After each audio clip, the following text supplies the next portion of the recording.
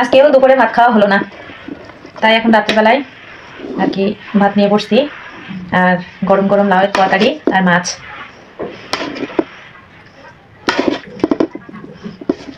যেহেতু দুপুরে খাইনি তাই একটু বেশি খাচ্ছি।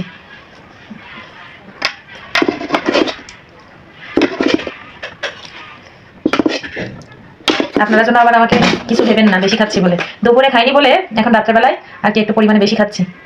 মানে দুপুরের খাবার আর রাতের খাবার একসাথে হচ্ছে। তরকারিটা গরম করে নিয়ে আসা হয়েছে।